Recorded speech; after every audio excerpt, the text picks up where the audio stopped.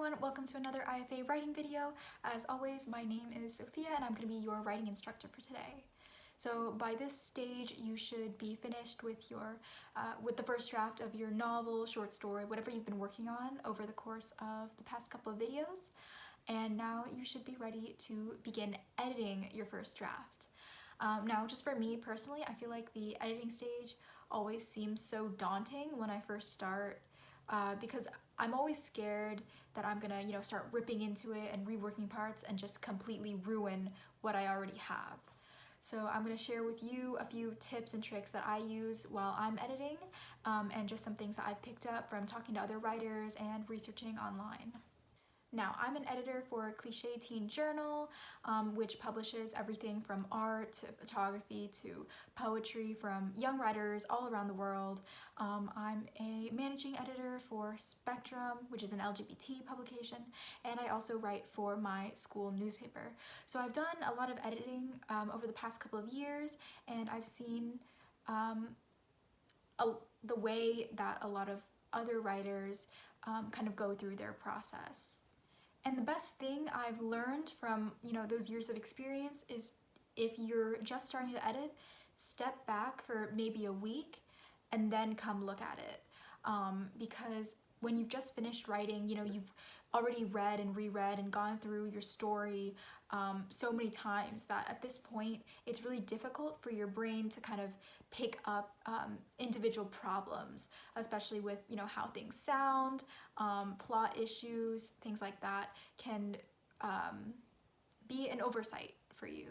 So definitely for the first couple of days after you finish writing, take a step back, focus on another project, maybe focus on another hobby, just take a break and give yourself some time to refresh and look back on your story with a fresh set of eyes. Then when you get back, the first thing you're going to want to look at is the big picture plot and the overarching story. And there's two things I want you to kind of think about and focus on, and that's developmental versus copy editing. So developmental editing is what I was talking about just a second ago, big picture editing. So you're looking at the overarching plot and not really the individual details. So what I want you to focus on for the developmental editing stage is the plot, characters, and the conflict. As you're reading through your story during this stage, I want you to ask yourself a couple of questions. Focus on the plot. Is it believable? Is there an overall sense of rising tension throughout the story? And are there any plot holes? You want to make sure that everything connects cleanly and is very clear to the reader. And focusing on the characters, are they believable? Do they feel like real people? Are their interactions realistic? And are their goals, motivations, and fears clear to the reader? If you spot any issues with the plot, namely plot holes or just things not really making sense or not keeping the reader engaged, rework them. This is the time to add new scenes, take out scenes that don't really make sense or don't add to the story, and rework your characters and focus on your character development. And this isn't really the time to be looking specifically at grammar or like sentence structure, smaller details and things like that. Save that for the second stage of editing when you're really getting into the nitty-gritty details. But for now, focus on polishing up your plot and making sure, again, everything connects, makes sense, and is engaging to read. Now, if you come across a grammar issue or an issue with how certain sections of your writing sound, definitely, polish that up and work it while, you have it.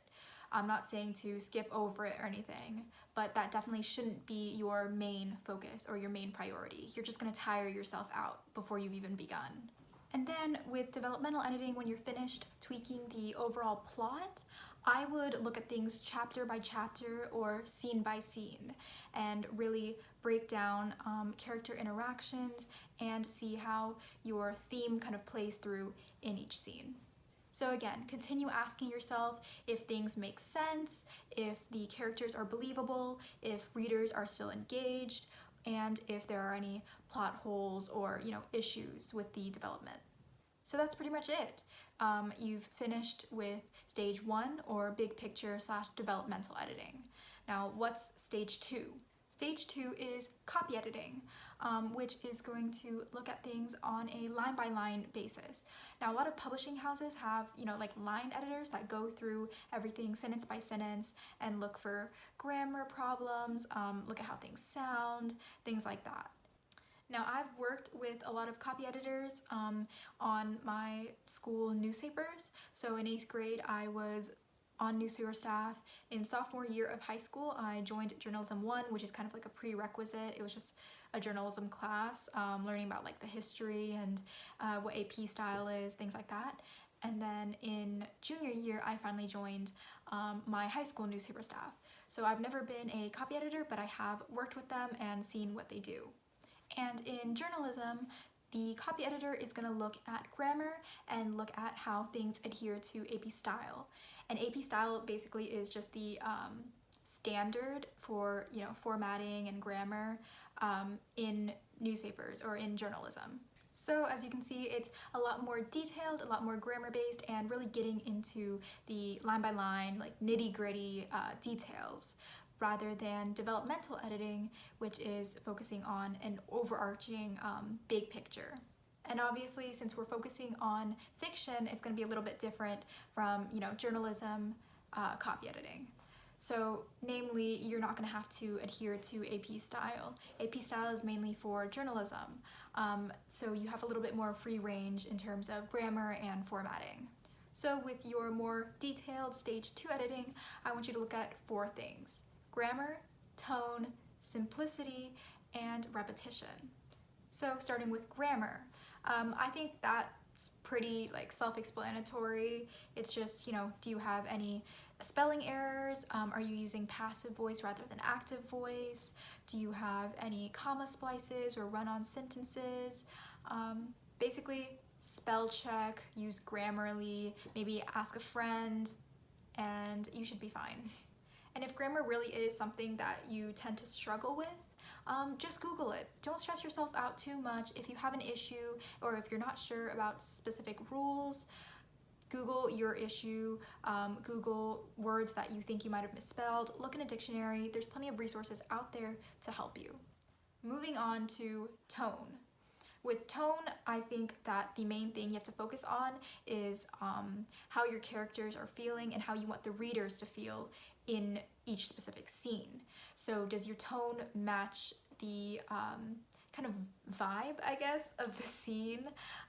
Like if it's something that has to do with a character's death, or if people in the scene are mourning, is your tone sad? Is it very emotional? Does it evoke sympathy from readers?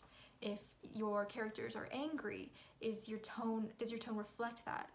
Does your reader feel the same emotions, and are they able to relate to the characters? Now, with simplicity, what exactly do I mean by that? I kind of use that as an umbrella term to describe just a really easy solution to improving readability and to those really long run-on sentences that are hard to comprehend. With simplicity, I want you to focus on cutting your sentences down, using stronger verbs to replace weak ones that don't really have an impact on the reader, and improving your descriptions overall. So cut down your long sentences, make your writing more simple and easy to read, and just make sure it sounds nice. Make sure you're not bogging readers down with really long, kind of way too detailed descriptions. You want your reader to continue to be engaged. Finally, repetition.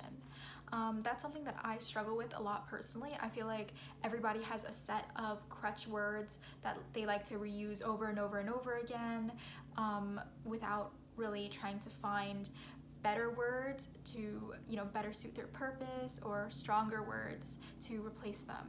And that can make your writing seem very repetitive and very annoying and tedious to read. So cut down on those words and use a thesaurus. Thesaurus.com has saved my butt so many times. It just helps really improve your writing and find words that better suit your purpose and have more of an impact rather than just reusing the same crutch words over and over and over again. So here I have a really good example paragraph for you. She came across a hill. She was panting. The grass was short, spiky, and green, with luscious greenery dotting the field ahead of her.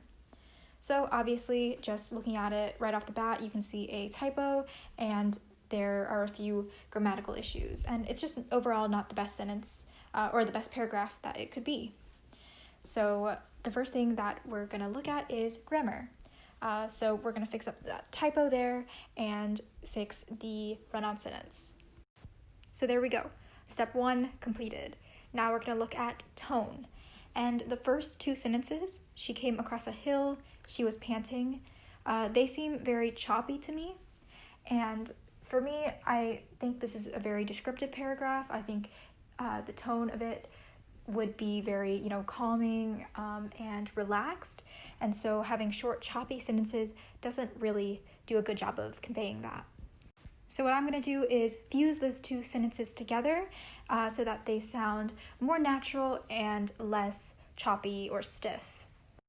So now it reads, panting, she came across a hill. You can already see it's starting to sound and flow much more naturally. But I want to move on to simplicity now. The grass was short, spiky, and green. I think we can eliminate some of those adjectives and make it sound a lot more simple and concise. So final edit, I put in a metaphor to replace the adjectives, and now it reads, the grass was silk against her bare feet, and luscious greenery dotted the field ahead of her. I think having a metaphor is much more impactful and descriptive than just piling on a bunch of adjectives, because we already know that grass is green, we know it's spiky, and so I really want to put the idea of something soft in the reader's mind and really emphasize that the grass is healthy and it's luscious.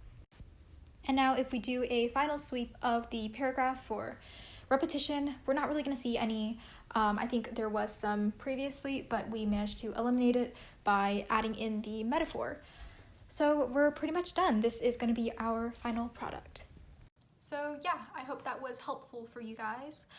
That's pretty much the thought process that goes through my head anytime I'm editing for Cliché, my school newspaper, Spectrum, anything like that.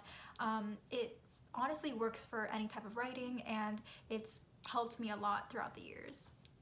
So now that you've gone through stages 1 and 2 of editing your first draft, the next step is going to be to give it to someone else to edit. Because by now you've probably gone through this one, piece of writing like dozens of times. You've combed through every detail, and honestly, you've got to be burnt out by now. And it's really hard to look at it with kind of a fresh set of eyes, even if you take a step back for a couple of days. Having a friend or a family member or even a beta reader go through your story is really going to help bring a new perspective to editing and a new perspective to the story itself. And personally, I wouldn't have them focus on grammar. I wouldn't have them focus on like small details or anything like that. I would have them look more into big picture things. So plot, characters, things like that, and ask them questions to kind of figure out how they're feeling, and whether they're feeling what you want them to feel after each scene in the book. So maybe ask them about their favorite characters or the character that they hate the most and why. Ask them about the plot. Are there any parts where they were confused? Did any parts seem, very boring or not engaging for them? And what parts were they most engaged in and why? So yeah, that's pretty much all I have for you today. I know editing can be a really tedious and long process, but you'll get there, it'll be fine. I have edited a lot of things and it sucks sometimes, but it can also be really rewarding to see the final product all, cleaned up and polished. So I'm really excited for you, and I hope to see you in the next video. Remember to subscribe to the IFA YouTube channel down below, and have a great day. Bye.